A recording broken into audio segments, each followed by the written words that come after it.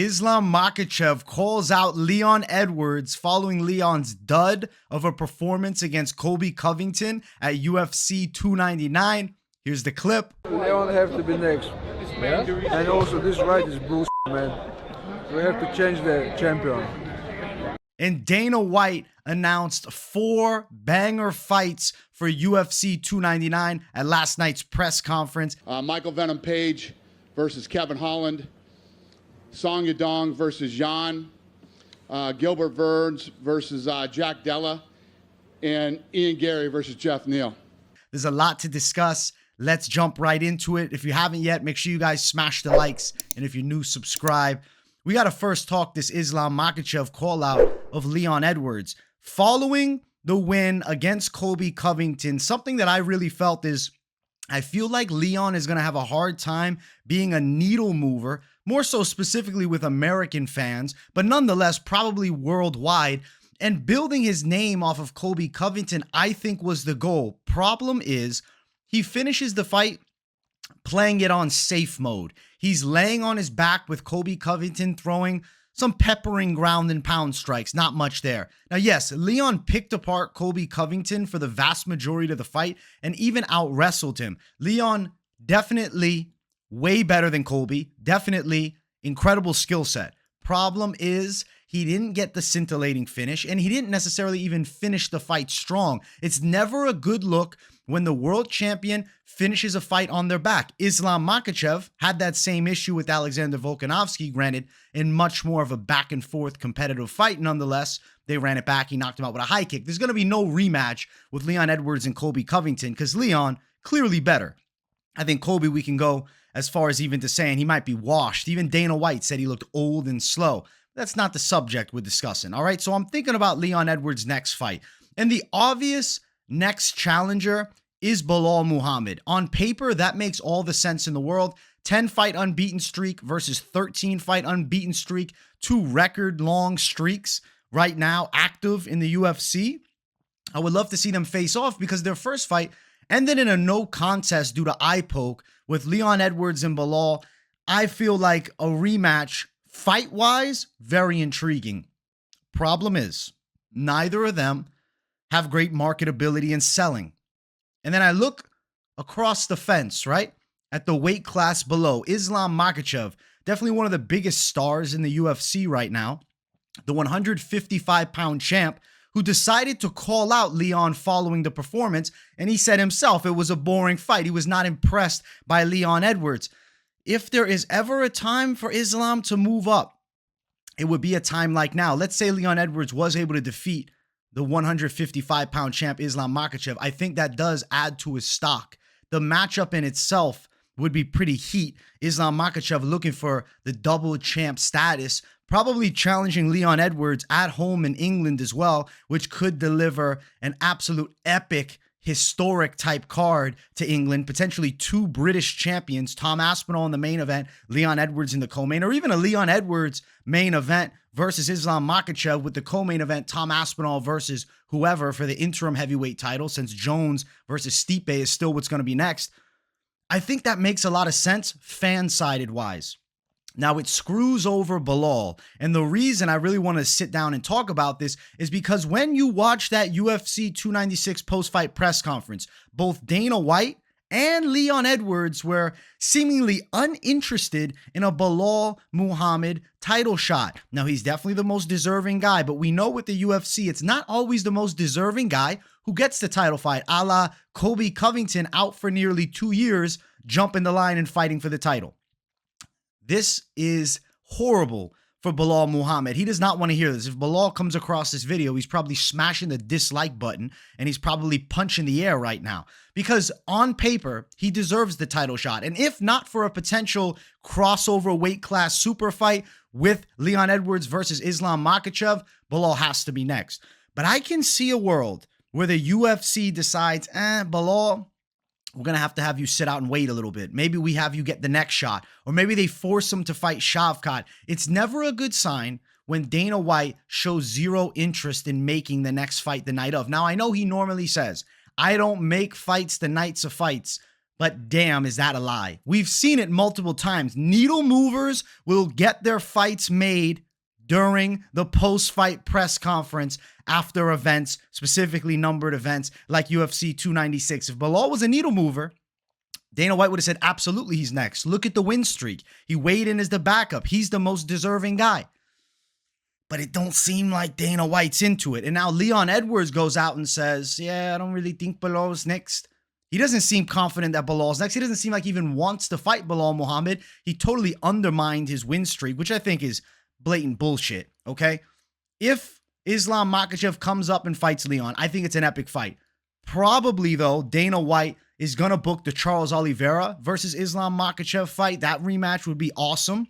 And I think it's a good fight that could potentially be added to UFC 300. So right now, this is pure speculation. If the Islam Makhachev versus Leon Edwards fight does happen to be next, it'd be pretty fucking epic, right? Super fight material. Nonetheless, if you're asking me as a purist of MMA and how I'm looking at it as a hardcore, as somebody who studies the game, and in all actuality, Belal Muhammad might be the scariest matchup outside of Shavkat at 170 pounds for Leon. Because I think that Belal Muhammad actually is everything Colby Covington was sold to be, but was far from actually delivering, because Colby, holy shit, he looked bad. Colby, after the fight, called out Wonderboy. I don't even want to see him fight Wonderboy. A shit performance like that, you don't even deserve to fight the NMF, nicest motherfucker in the game, in Wonderboy Thompson. I think Colby, go sit back on the sidelines. Maybe they give him Shavkat. That's a punishment. Shavkat Colby. Give him a punishment fight for that dud of a performance. We'll see what the UFC actually ends up deciding. But seeing that Makhachev challenged him afterwards, and I know that there's got to be some interest in that super fight. The numbers would be crazy. And let's also bring this to the forefront. If Belal Muhammad became the welterweight champion, I do not believe Islam Makhachev versus Belal is all that likely of a matchup because of the mutual connections with Khabib, both guys being fighters that represent the Muslim communities. I don't know if Islam would have all that much interest in going up and fighting. Now, also, Dana White, I'll say this. At the press conference, he mentioned that he likes Islam at 155. So right now, we're in guessing zone. But crazier shit has happened. And Makhachev versus Leon Edwards is an absolute sellable matchup that would do huge numbers. And I think many fans would want to see the crossover. But give Belal a shine. Give Belal a shine. We'll see what happens.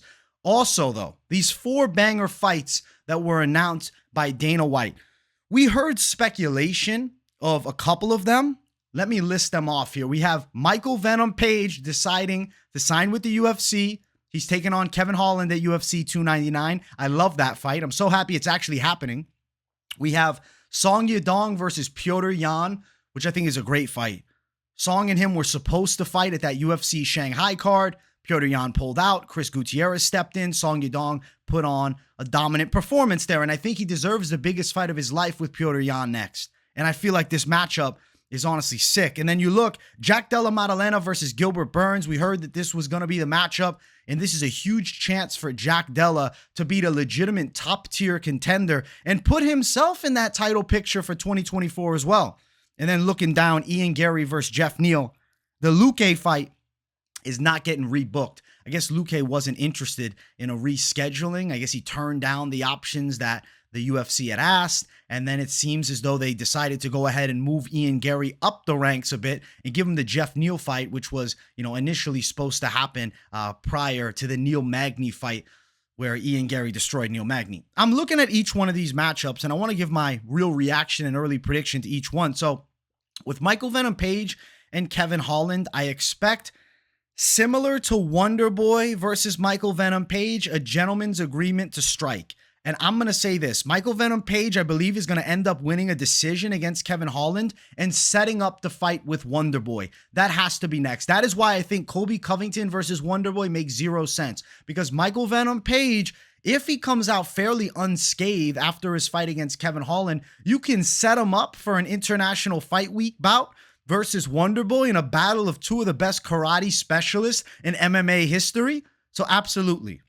Hell yes. I love the Kevin Holland versus MVP fight. I'm hype as hell for it. I do think MVP outpoints him to a competitive and hard-fought decision, beating Kevin Holland, which Wonderboy also was able to do. I think it sets up a beautiful matchup. And expect a gentleman's agreement. I think they'll strike here. Unless Kevin Holland has a true change of heart and he turns into Kevin the Wrestler Holland and tries to take MVP down, which in all honesty will be a good strategy because Holland's jiu-jitsu is way better than MVP's. Now, looking at the next matchup, Song Yadong versus Petr Yan, it's a crossroads fight.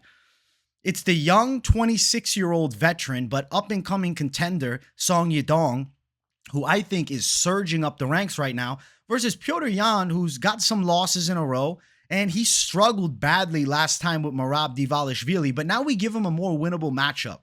Even though Song Yadong showed some grappling skill against Chris Gutierrez, it's not Merab level. Song is a striker. He's a power puncher. How I look at that matchup over the 3 rounds, though, can you guys see it? Because I'm kind of thinking Song Yadong might use his explosiveness and athleticism and edge out a hard-fought decision against Petr Yan. I feel like Yan in a 5-round fight, I might be leaning towards him if it was a fight night main event. I think then over the 5, he could steal some rounds. But I'm seeing 29-28 Song right now. Early prediction, subject to change. As we head into UFC 299 in March, I'll drop the official breakdown, and maybe I'm flipping sides. But right now, I'm feeling the side of Song Yadong. Ended up pulling it off. Now, could it be recency bias because he's on a bit of a win streak? And is it also maybe I'm Mr. Song Yadong doubter consistently? It's a problem that I've had. I've doubted him a lot in the past. Doubted him even against Chris Gutierrez. But I got to start believing in him a bit here. Him and Yan's going to be super interesting. I think it might even go to a split decision. It's a coin flip fight, and that's why I'm so intrigued by it, because it's really hard to foresee how it looks. Is Yan past his best days? Is Song really the next guy in the come-up? Is his explosiveness an ultimate factor? Or will Petr Yan be able to out-kickbox him? I want to see it. I love the fight. I'm happy it's at 299. Holy shit. If they're saying UFC 300's the super card of super cards, UFC 299 one away from it is absolutely stacked, and I don't know how they're going to beat it, but they're going to. And then Jack Della versus Gilbert Burns. Gilbert Burns is in, I think, the later stage of his run versus Jack Della, who's on the come-up right now. Jack Della is the better boxer. Gilbert Burns, clearly the better jiu-jitsu. Problem is, I don't think Gilbert Burns is going to have that impeccable takedown offense where he's going to consistently be able to neutralize the striking of Jack Della. And I think he can get caught in a boxing match here with JDM and outstruck. I'm going the side of Gilbert Burns to lose. I'm kind of thinking there's a chance that Gilbert could get stunned and dropped in this fight. I know Jack Della won a kind of snooze-festy type fight with Kevin Holland last time, but it doesn't mean he doesn't have the punch combinations to sleep with Gilbert Burns. But I'm kind of thinking like, holy shit, I'm feeling like decisions galore. Epic fights that are going to be good and entertaining, but they might all be going distance. And then the next one, Ian Garry versus Geoff Neal that got announced. This was supposed to happen. I think Ian Garry can punish Geoff Neal. And you know what I'm also thinking? The reason the UFC decided to really hold off on Ian Garry's return fight is to let the flack quiet down. Let's keep the haters at bay for a little while. The WAG news came out, some weeks ago, heading into this UFC 296 card where Ian Garry was supposed to fight. He was eating a lot of shit.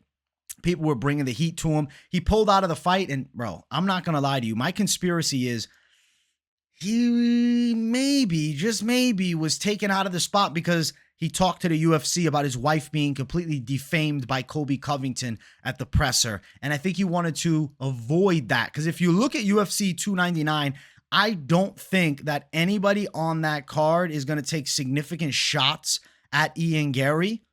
It makes more sense to me that they put him on a card where he's not going to get eaten alive by the other fighters at the press conference stage. I mean, maybe Kevin Holland drops a few words, or maybe MVP talks a little shit, or maybe Chito Vera cracks a joke here and there, but it's not going to be Colby Covington who's going to make it his mission to expose Ian Garry at UFC press conferences. That's not what we're going to get here. I think this is a safer spot for him. And I think Ian Garry, some time to cool off. I do think he beats Geoff Neal. If he knocks out Geoff Neal, that would be huge for him. But ultimately, the ultimate, I'm dropping ultimate concept, ultimate fighting championship, all things ultimate. It's an ultimate fight. I think that Ian Garry, in all actuality, doesn't have the punching power to stop a Geoff Neal, but he has the kickboxing skills to outstrike him over the 3 rounds. So I'm thinking Ian Garry by a decision. I hate that I'm thinking all 4 of these banger fights probably going distance. I hope that I'm wrong and we end up getting a finish in at least one of them. But I think we have 4 hard fought, almost like nail biter fights where they, in all actuality, could both flip either way. I don't know what the odds are going to look like for each of these fights.